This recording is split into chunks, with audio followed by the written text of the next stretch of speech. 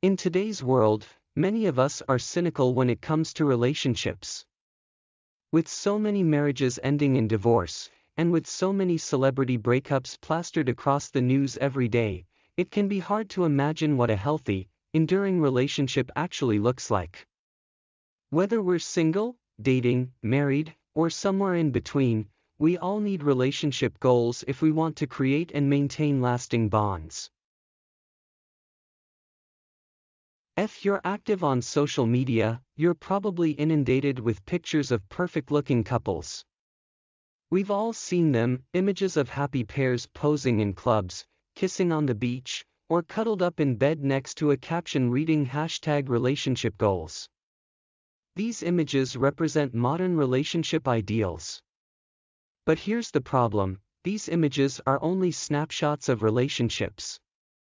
They emphasize all the good things and exclude all the bad. They don't represent reality.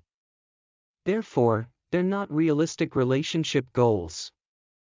The issue isn't just social media. Magazines, newspapers, and TV shows sell us an illusion of perfect relationships that we all buy into. As a result, we have unrealistic expectations about what kind of partners we should be looking for.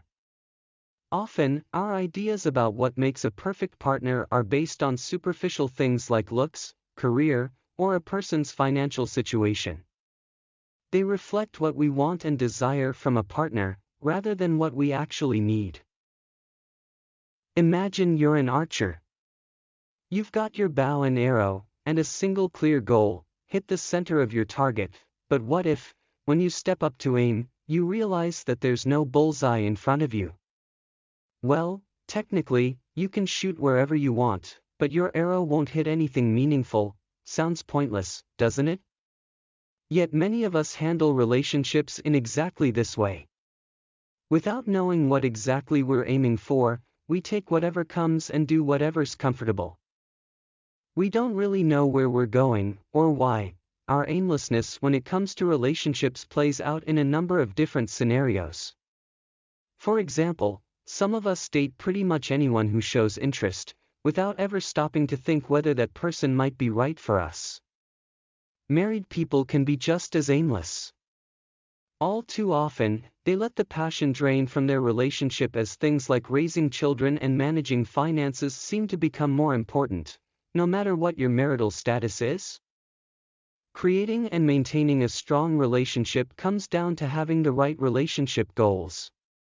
Luckily, we can turn to God to help us figure out what those are. According to the Bible, the most crucial goals for those in a godly relationship are being able to show kindness and integrity and forgiving one another. That isn't all, though. Relationships are also about helping partners achieve their life purpose. We were born from God's love, which is why our relationship with Him should come first. That gives us a strong foundation for our other relationships, including those with our brothers and sisters, our parents, and our lovers. And if we stray too far from our relationship with God, then naturally our other relationships start to suffer. According to the author, God has given us a way of progressing in relationships that involves 6 key steps. They are singleness, dating, engagement, marriage, love, and children. Let's take a look at just one of those steps: singleness. Being single is arguably the most important time of our lives. It's when God reveals to us who we are and what our purpose in life is. The single phase also gives us time to figure things out and develop as people before we commit to someone else. That prepares us to be good partners in the future. The Bible tells us that marriage is the ultimate goal of romantic relationships, so any partnership we enter into should lead to that goal. That's why it's important to date in an intentional way. How? Well, start by being selective about whom you're dating.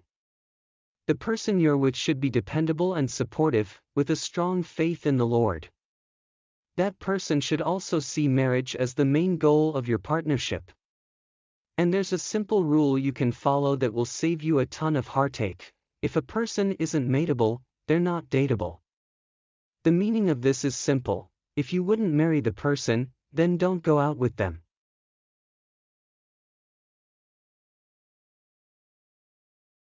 So how does the process work?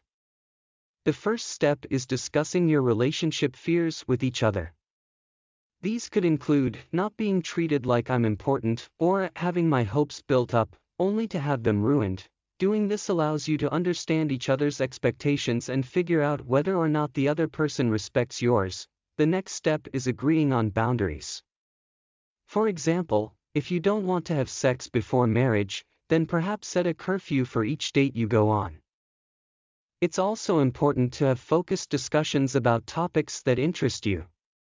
This will help you get to know each other and establish whether you have common interests. After the 90-day period, you may want to go ahead with dating each other, or you may decide to call it quits.